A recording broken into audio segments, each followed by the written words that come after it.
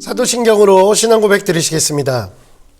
전능하사 천지를 만드신 하나님 아버지를 내가 믿사오며 그 외아들 우리 주 예수 그리스도를 믿사오니 이는 성령으로 잉태하사 동정녀 마리아에게 나시고 본디오 빌라도에게 고난을 받으사 십자가에 못 박혀 죽으시고 장사한 지 사흘 만에 죽은 자 가운데서 다시 살아나시며 하늘에 오르사 전능하신 하나님 우편에 앉아 계시다가 저리로서 산 자와 죽은 자를 심판하러 오시리라. 성령을 믿사오며 거룩한 공회와 성도가 서로 교통하는 것과 죄를 사하여 주시는 것과 몸이 다시 사는 것과 영원히 사는 것을 믿사옵나이다. 아멘. 할렐루야. 함께 은혜 나누실 말씀은 사도행전 8장 30절부터 39절까지의 말씀입니다. 제가 가지고 있는 신약성경 201면에 있습니다. 사도행전 8장 30절부터 39절까지의 말씀입니다. 신약성경 201면에 있습니다. 사도행전 8장 30절부터 39절까지의 말씀을 다 찾으신 줄 알고 제가 봉독해 올리도록 하겠습니다. 빌립이 달려가서 선지자 이사야의 글을 읽는 것을 듣고 말하되 읽는 것을 깨닫느냐? 대답하되 지도해 주는 사람이 없으니 어찌 깨달을 수 있느냐 하고 빌립을 청하여 수레에 올라 같이 앉으라 하니라. 읽는 성경 구절은 이것이니 일러스되 그가 도살자에게로 가는 양과 같이 끌려갔고 털 깎는 자 앞에 있는 어린 양이 조용함과 같이 그의 입을 열지 아니하였도다. 그가 굴욕을 당했을 때 공정한 재판도 받지 못하였으니 누가 그의 세대를 말하리요. 그의 생명이 땅에서 빼앗김이로다 하였거늘 그 내시가 빌립에게 말하되 청컨대 내가 묻노니 선지자가 이 말한 것이 누구를 가리킴이냐? 자기를 가리킴이냐? 타인을 가리킴이냐? 빌립이 입을 열어 이 글에서 시작하여 예수를 가르쳐 복음을 전하니 길 가다가 물 있는 곳에 이르러 그 내시가 말하되 보라 물이 있으니 내가 침례를 받음에 무슨 거리낌이 있느냐? 이에 명하여 수레를 멈추고 빌립과 내시가 둘 다 물에 내려가 빌립이 침례를 베풀고 둘이 물에서 올라올새 주의 영이 빌립을 이끌어간지라. 내시는 기쁘게 길을 가므로 그를 다시 보지 못하니라. 아멘. 할렐루야. 오늘도 하나님께서 베푸시는 놀라운 은혜가 저와 여러분들의 삶 가운데 가득 넘치시기를 주님의 이름으로 축원드립니다. 사도행전 8장은 이방인들을 향한, 유대인들이 아닌 다른 이방인들을 향한 선교의 시작을 보여주는 본문이라고 할 수 있습니다.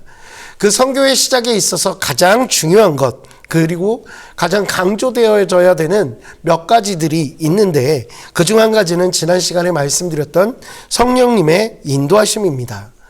성령님의 인도하심이 있었기에 빌립은 에티오피아의 관리를 만날 수 있었습니다. 선교 사역에 있어서도 성령님의 인도하심은 아무리 강조해도 부족하다라고 이야기할 수 있을 것입니다. 그런데 또 한 가지 성령의 인도하심만큼 중요한 것이 있습니다. 그것은 바로 하나님의 말씀인 성경입니다. 말씀을 통해 하나님께서 우리에게 얼마나 많은 사랑을 베푸셨는지 알게 하여 주시고 또한 예수 그리스도의 은혜를 가르쳐 주시기 때문입니다. 그렇게 우리의 신앙생활에 있어서 성경을 읽고 묵상하는 것, 그것은 가볍게 여길 수 없는 매우 중요한 것입니다. 개인적인 성경 읽기와 묵상 그리고 기도 같은 것들이 매우 중요하다는 것입니다. 성경 읽기와 묵상 없이 그저 기도하고 찬양만 한다라고 하면, 그저 예배만 드리고 있다라고 하면 그것은 어찌 보면 바른 신앙이라고 이야기할 수 없을 것입니다. 왜냐하면 성경을 읽지 않으면 하나님의 온전한 뜻을 깨닫기 어렵기 때문입니다. 그렇기에 하나님의 자녀답게 살고자 한다면 우리는 더욱더 성경을 가까이 하고 성경을 읽는 신앙생활을 해야 할 것입니다. 오늘 본문에 등장하는 에티오피아 관리, 이 관리는 예루살렘에 예배를 드리러 갈 정도로 굉장히 하나님에 대한 관심이 많은 사람이었습니다. 그렇게 그는 예배를 드리고 다시 돌아가는 그 이동 중에도 계속해서 성경이라 할 수 있는 이사야의 글을 읽고 있었던 것입니다. 그럼 그가 예수님을 믿게 된 것, 그것은 어떻게 보면 성경을 읽기 시작했기 때문입니다. 에디오피아 관리는 말씀드렸던 것처럼 예루살렘에서 예배를 드리고 돌아가는 과정이었습니다. 그런데 그 에디오피아 관리가 예루살렘에서 드렸던 예배는 예수 그리스도가 없는 예배였습니다. 왜냐하면 유대교의 예배였기 때문입니다. 그렇게 종교적 행위인 예배를 드려도 여전히 그 안에 복음의 감격은 없었을 것입니다. 복음이 없는 예배, 예수 그리스도가 없는 예배, 그 예배는 생명 없는 예배요, 또한 생명 없는 그저 예식에 불과하기 때문입니다. 그럼 그가 오늘 성경을 읽고 예수님을 알게 됩니다. 성령님의 인도하심을 받은 그 빌립을 통하여서 성경이 말하는 고난받는 종, 그 예수 그리스도를 알게 하신 것입니다.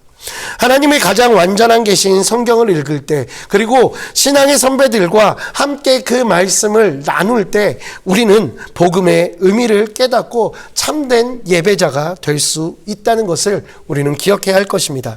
또 한 가지 오늘 본문을 통해 나누고 싶은 것은 질문하고 있는 에디오피아 관리의 태도입니다. 그는 그저 문자를 읽어 내려가지 않고 그 말씀을 묵상하고 상고했습니다. 이것이 말씀에 대한 사모함이라고 저는 여겨집니다. 그렇게 그는 그런 사모함이 있었기에 처음 보는 빌립에게 자신의 마차 위로 올라오게 해서 그 질문들을 던지게 되는 것입니다. 사도행전 8장 34절입니다. 그 내시가 빌립에게 말하되 청컨대 내가 묻노니 선지자가 이 말한 것이 누구를 가리킴이냐, 자기를 가리킴이냐, 타인을 가리킴이냐. 이 질문 뒤에 빌립은 예수님에 대해서 전하기 시작합니다. 많은 그리스도인들이 성경을 읽습니다. 그러나 깊은 사모함, 그 성경에 대한 깊은 사모함은 부족한 시대를 살고 있는 것이 아닌가 싶습니다.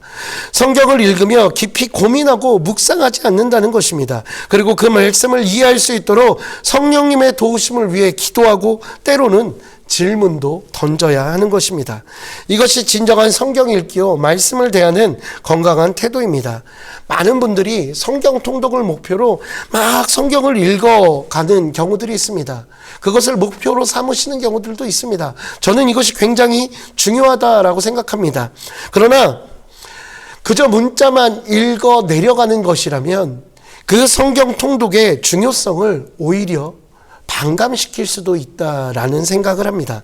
오늘 읽은 말씀, 오늘 나에게 허락하신 그 말씀을 곱씹고 묵상하고 고민하는 것, 그것이 진정 말씀을 사모하는 모습이라고 할 수 있습니다.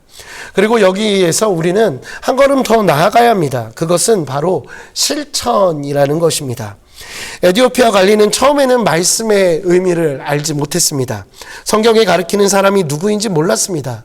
그리고 잠시 후에 그 빌립의 가르침을 통해서 말씀을 깨달았습니다. 그런데 그 말씀을 깨달은 에디오피아 관리는 그 자리에 주저앉지 않고 바로 행동하고 있다는 것입니다.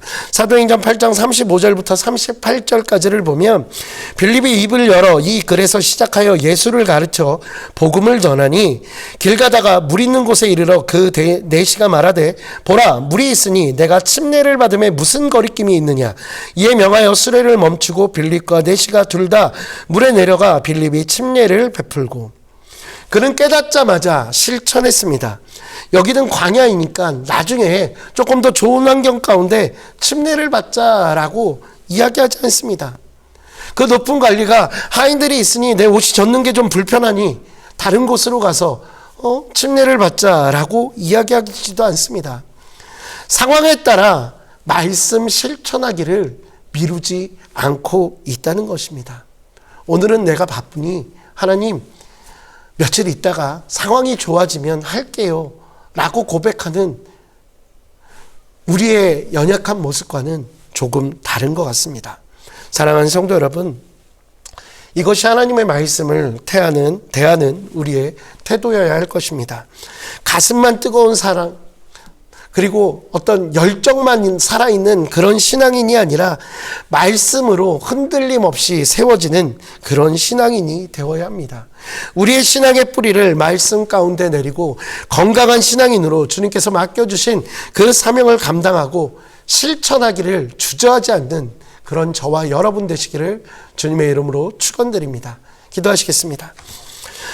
할렐루야. 사랑과 은혜가 풍성하신 아버지 하나님, 주님 감사합니다. 우리를 사랑하여 주사 하나님의 귀한 말씀을 허락하여 주시고 아버지 또한 그 말씀과 또한 성령의 인도하심 가운데 살아갈 수 있도록 인도하여 주시니 정말로 고맙고 감사합니다. 하나님, 우리에게 성령의 지혜를 허락하여 주사 우리가 하나님의 말씀을 대할 때 하나님의 지혜로 아버지 그 모든 것을 깨닫게 하여 주시고 그 깨달음 가운데 깨달음에서 멈춰 있는 것이 아니라 실천하고 행동하는 신앙인이 되어질 수 있도록 주께서 인도하여 주시옵소서. 마음만 큰 신앙인, 머리만 큰 신앙인이 아니라 머리도 마음도 커서 그 손과 발을 움직여 하나님을 위해 일하기를 멈추지 않는 귀한 하나님의 자녀, 하나님의 일꾼, 하나님의 백성으로서의 삶을 살아가는 우리들 될 수 있도록 주께서 인도하여 주시옵소서. 저는 감사합니다. 이 모든 말씀 우리 주 예수 그리스도 이름으로 기도합니다. 아멘. 하늘에 계신 우리 아버지여, 이름이 거룩히 여김을 받으시오며 나라가 임하시오며 뜻이 하늘에서 이루어진 것 같이 땅에서도 이루어지이다. 오늘 우리에게 일용할 양식을 주시옵고 우리가 우리에게 죄 지은 자를 사하여 준 것 같이 우리 죄를 사하여 주시옵고 우리를 시험에 들게 하지 마시옵고 다만 악에서 구하시옵소서. 나라와 권세와 영광이 아버지께 영원히 있사옵나이다. 아멘.